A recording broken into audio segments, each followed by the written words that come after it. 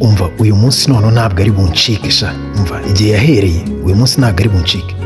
Umva Pasi, umva babakobwa baraje ngaba, ati none ngiye kubatereta ariko ndumva afite ubwoba. Ken yaramubaje ati se urumva uri shuwa?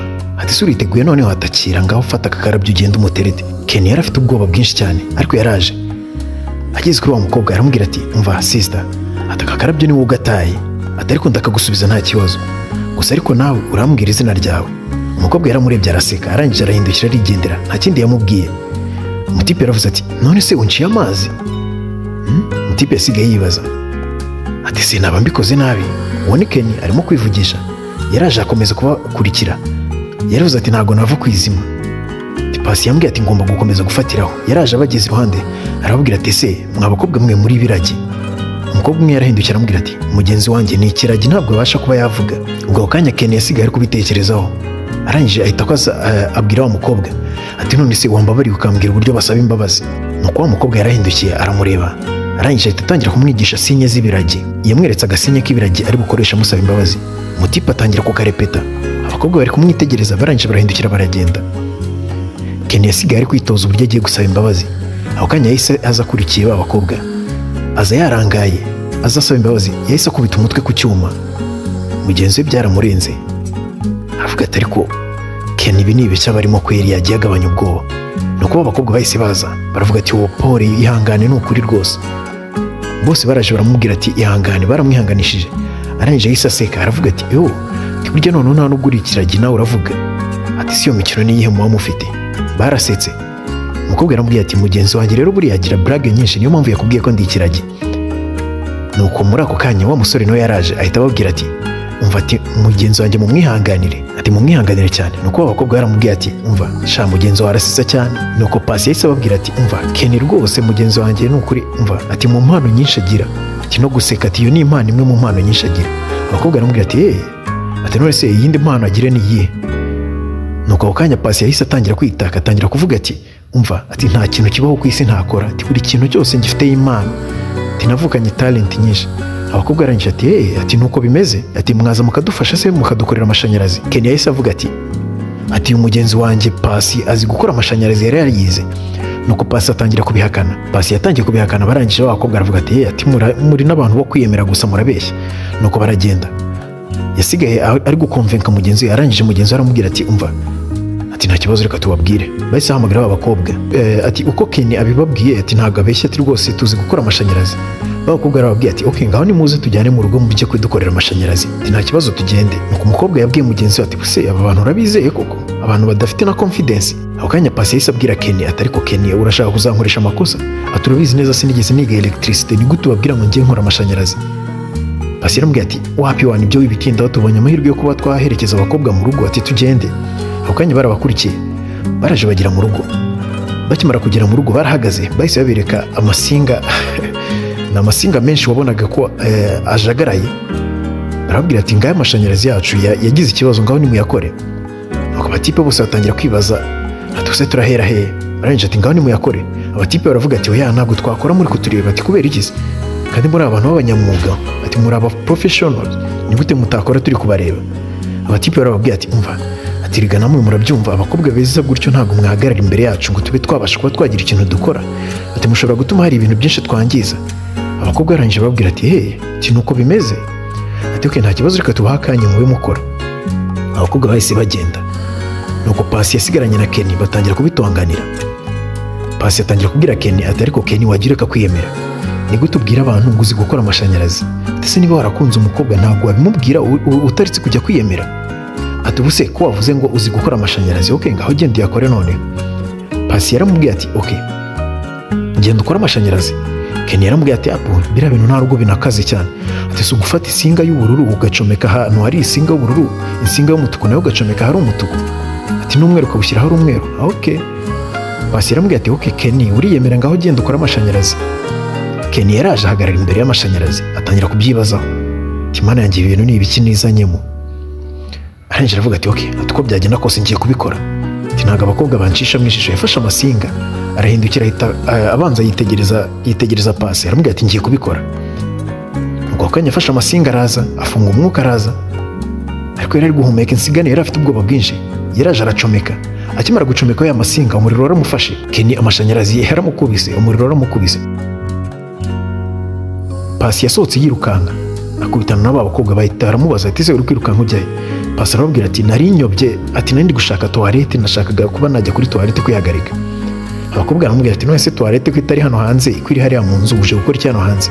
Ati okay nta kibazo. Yahise agaruka mu nzu asanga Ken amashanyarazi yamukubise, umuriro waramukubise uramushiririza neza neza. Nuko abakobwa babitekerezaho barangije nabo baraza. Babakobwa baraza binjira mu nzu basanga Ken amaze gufatwa n'umuriro. Barangije ati se ni gute mwavuze ngo muzi gukora amashanyarazi none umuriro ukaba wabafashe? Ken atangira kubabeshya ibintu byinshi.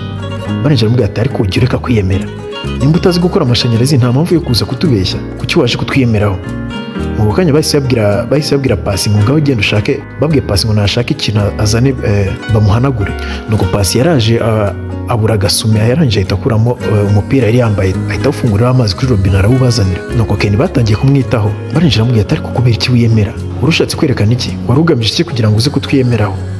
Ati kubera iki wagiye ukora ibintu uzi? Pasi nawe yahise ashaka guprofitiraho, ahita abaza wa mukobwa ati ese witwa nde? Umukobwa yahise agenda.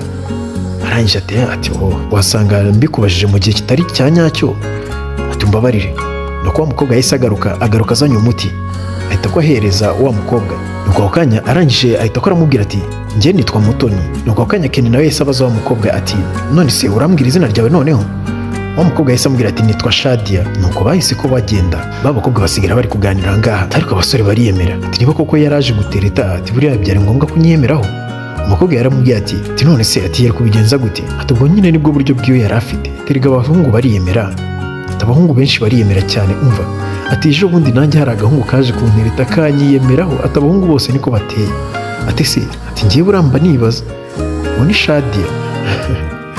Bakomeje kuganira aravuga ati ariko umva ati iby'abahungu bizasobanuka, ati hari igihe rimwe ibintu bizabakoraho bari kwiyemeraho. Nuko tugaruka kuri Ken na Pasi. Barasohotse, Ken yari yarembye neza umuriro wari wamukubise. Arangije agenda amubwira ati umva atari kuri ikigwari, aturi ikigwari, ati ariko nagerageje nubwo umuriro nkubise, ati ariko nagerageje byibura namuteresa. Nuko Pasi yaramubwira ati ariko Ken ati we njya mbona uzapfa vuba, ati we ntago uzarama, ati ariko ndi umuntu wa danje. Uwo ni Ken. Ken ari kubwira Pasi ati ariko ndi umuntu wa danje, atariga abantu ba danje nibo bajya bavumbura ibintu bya hatari, ati ibintu birenze byose bikorwa n'abantu ba danje. Pasi yaramubwira ati ariko Ken wibuke ko imva nyinshi zuzuyemo abantu ba danje, ati abantu ba danje b'abanyabwenge b'abahatari bigira abahatari, ati nibo bapfa kare, ati bapfa vuba, ati kugerageza kuba bakora ibintu bya hatari, ati bagenda babigwamo.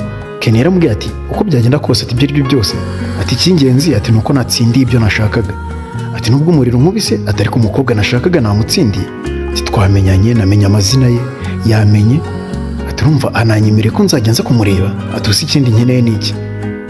Ati liste birabaye ku mukobwa nakunze, ati se ahubwo ubundi natinyaga iki kuva mbere hose? Nuko tugaruka hano mu ka office aho Shadia akorera. Sinzi ibintu yari arimo gukora, arimo kugenda apima mu ka etajeri. Nuko muri ako kanya murokore yahise yinjira, aramwinjirana. Arangije murokore yahise aza amukoraho, asa n'umukanza aramukirigita. Shadia yahise ahindukira aramubwira ati bite byawe, ati umeze neza? Nuko murokore yaramubwira ati nta kibazo ngiye meze neza. Shadia yaramubaje ati none se uragenzwa n'iki ahangaha muri office yanjye? Nuko murokore yahise amubwira ati wabyibagiye ko uyu munsi ugomba kunyishyura, ati nkeneye amafaranga nje kuyatora. Nuko Shadia yaramubwira ati wabaye wihanganye ko amafaranga atari yaboneka, ati nzayaguhereza nta kibazo, ati ntugire ikibazo nzayaguha. Nuko murokore yaramubwira ati oya ntabwo byashoboka, ati ntabwo bishoboka, ati uyu munsi ngomba kuyabona, ati ngomba gukora raporo uyu munsi, ati ntabwo bishoboka ko nagenda amafaranga ntayabonye. Shadia yaramubwira ati none turabigenza gute ko ntayo mfite? Murokore yaramubwira ati okay noneho nimba amafaranga utayafite nta kibazo, ati hari ukuntu dushobora kuba twabyumvikana, ati nkaba nakorohereza, ati ndetse tubashije kuba twakumvikana neza, ati twagiye duhora tunakorana n'ubutaha, ati nkazajya nkorohereza, ati ariko iby'uyu munsi byo amadeni mwari mufiteho yose ndahita nyakuraho nitwumvikana neza. Shadia yaramubaje ati none se ugushatse gusobanura iki? Ati twakumvikana gute? Ati urumva ari ubuhe buryo twakumvikana nimba ari amafaranga washakaga, ati nubuhe buryo bundi twakumvikana mu gihe amafaranga atabonetse? Murokore yaramubwiye ati Shadia ati ariko we ntukajye ushaka kuba watekereza ibintu mu buryo butandukanye, ati gerageza ubashe kuba wanyumva, ati se nakumva gute? Shadia niko yaramubazaga, yabazaga Murokore ati se nakumva gute? Murokore yaramubwiye ati urabyumva, ati abantu bakuru ntabwo babura uburyo bumvikana. Shadia yaramubwiye ati ariko njye ntabwo ndi gusobanukirwa ibintu uri kumbwira, ati nsobanurira neza nsobanukirwa ibintu urimo kumbwira. Nuko Murokore yaramubwiye ati urabona ati uri umukobwa mwiza ati kandi urabona ko nanjye ndi bogari dushobora kuba twapanga tukazajya tureba ukuntu twabasha kuba twagira ukuntu ibintu tubigenza tukajya unezeza ukanshimisha ukampa happiness ndetse nanjye nkaba nakorohereza ati ariko guhera uyu munsi w'amadeni mwari mufite yose ndahita nyakuraho nta kibazo bihite birangira ati uyu munsi turebe uburyo twabigenza ati mpereza ibyishimo ati amadeni mwari mufite yose mpite nyasiba ndahita nyashyira ku mugongo wanjye aba nibyo bikemura byose ati ndaza guhita mbishyira mu nshingano zanjye Shadi yaramubwiye ati ariko Muroko ati ibyo ni ibiki uri gutekereza ati urumva ibyo bintu bishoboka Muroko yaramubwiye ati okay nimba utabyumva neza nyine mpa amafaranga Shadi yaramubwiye ati ariko nta soni uba ufite ati ariko ntabwo ureba uko umbyaye ati reba uburyo uri umusaza ati reba ukuntu ungana ati uzi ko umbyaye ati gusa ntabwo ufite abana tungana Muroko yaramubwiye ati wapi wana ibyo ngibyo wibimbwira nuko tugaruka hanze Kenny na Pasi bari barimo kuza bari bafite indabyo bisa naho bari bagarutse gutereta Kenny yari ari kubwira Pasi ati tugende tubaterete nta kibazo ati nk'ubushize nuko Pasi yaramubwiye ati buse turamutse tubasanze kuri ofisi bakaduhamagarira polisi ikaba yadufunga ati ubwo urumva ibyo bintu twabyikuramo nuko Kenny yaramubwiye ati ariko ibyo bya polisi ni ibiki ati hoya wana ati wikirirwa bitinda wana ati polisi se yabibijamo gute nuko Kenny yaramubwiye ati Pasi ati ariko we ntabwo ujya wumva ati ntabwo uzi ubunyenga w'urukundo ati tugende abana baradukunze tugende tubaterete nuko Pasi yaramubwiye ati okay noneho reka nkwereke ati we genda umuterete nibicamo njye ndaza kuza nyuma nanjye banza umpereze urugero ati ndaza kuza nyuma tunaserebura urukundo mwagiyemo ati ntacyo bitwaye nuko ako kanya Pasi yarasigaye yanga kugenda arangije Kenny yahise agenda wenyine Pasi ahita asubirayo yirukanka aramucika aragenda nuko tugaruka hano Muroko rero akirimo gukonvenka Shadi ngo arebe ko yaza kumutamo yashakaga ko baza kuba bakora happiness bakazajya batwiga ariko Shadi yaramuhakaniye yaramubwiye ati oya Muroko ntabwo ibyo bintu bishoboka urambyaye uri nka papa wanjye jya wiyubaha ntabwo ibyo bintu wagakwiye kubimbwira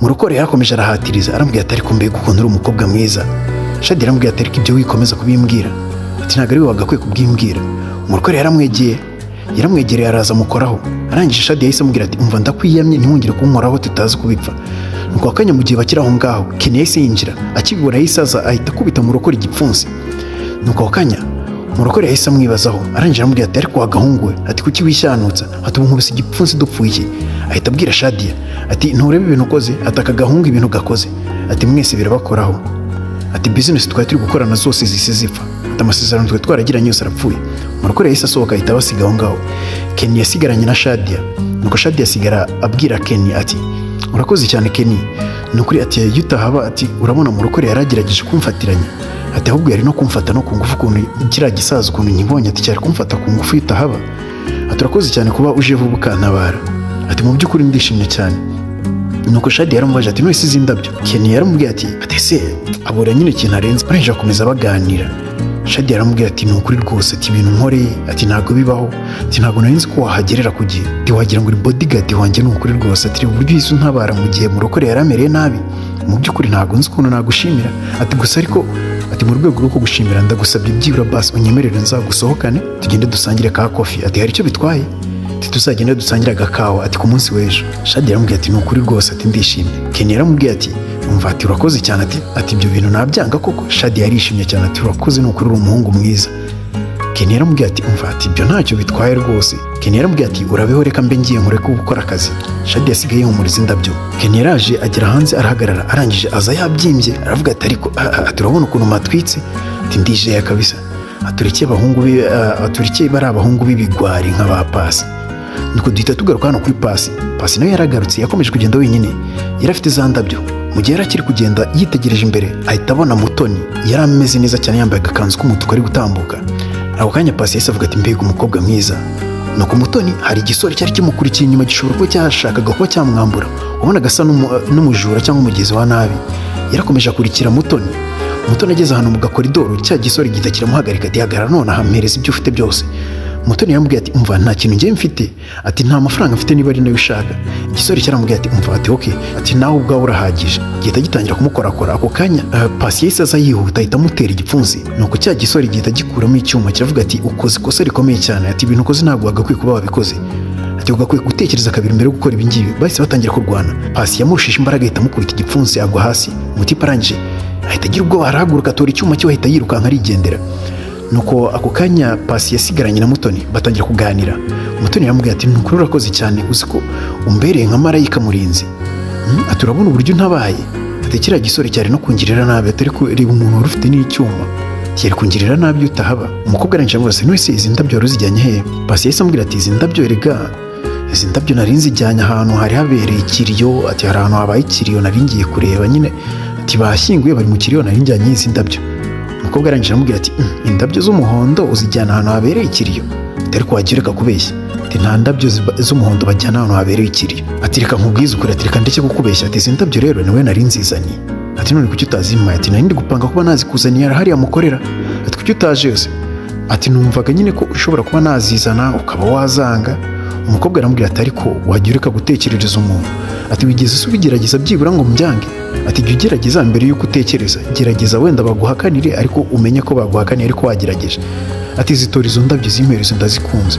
Ako kanya yahise aziterura azimuhereza, ati Imana ishimwe, turakoze cyane urantabaye. Nuko umukobwa yaramubwiye ati reka ejo tuzabonane, ati ejo tuzabonane dusohokane nta kibazo. Ako kanya Pasi yasohotse yishimye agenda asimbuka cerebra. Nuko tugaruka hano, Shadia nawe yari afite za ndabyo Kenny yari amaze kumuha, ahita asohoka. Barangije bahita bakubitana na Mutoni. Mutoni ntafite indabyo, ati bimeze bite, uvuye he n'izi ndabyo? Undi naramubaza ati nanjye nicyo kibazo nendaga kukubaza, ati none se we indabyo zikuye he? Barakomeje baraganira. Umukobwa aramubwira ati izi ndabyo, ati njye nazitoraguye. Undi naramubwira ati ati wazitoraguye? Ati okay, ati nta kibazo. Ati nuko Shadia yahise abwira Mutoni ati ejo mfite gahunda nzajya kubonana n'umuntu ugiye kuzajya dusapurayingira ibikoresho, kubera ko mu rukore ntabwo tugiye kuzongera gukorana, mu rukore urabona ko aratugora. Nuko Mutoni nawe yahise abwira Shadia ati ejo nanjye mfitanye gahunda n'umuganga w'amenyo, nzajyayo njye kwisuzumisha tuzabonana. Arangije amubwira ati okay, ati ko watinze cyane wari uri he? Ati ushaka wambwiza ukuri. Ati ndabizi ati ahantu wari uri ndi kuhakeka. Ati kubera ushaka kumbeshya?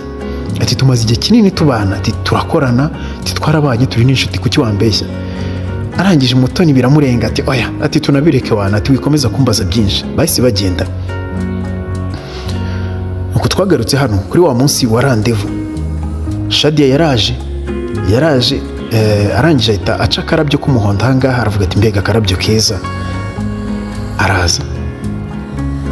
Shadia yaraje ageze ahangaha imbere, atungurwa no gusanga Mutoni nawe ahagaze hano imbere ku muhanda. Arangije ahita araza aramubaza ati Mutoni bimeze biti, uri gukora iki ahangaha? Mutoni nawe ahita abaza Shadia ati none se, ati wowe uje gukora iki ahangaha?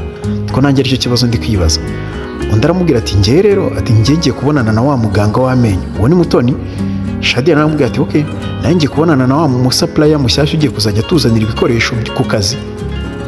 Nuko bakomeza guhagarara aho ngaho biyumvira bari kubeshyanya nyine, nta n'umwe wari uri kubwiza undi ukuri.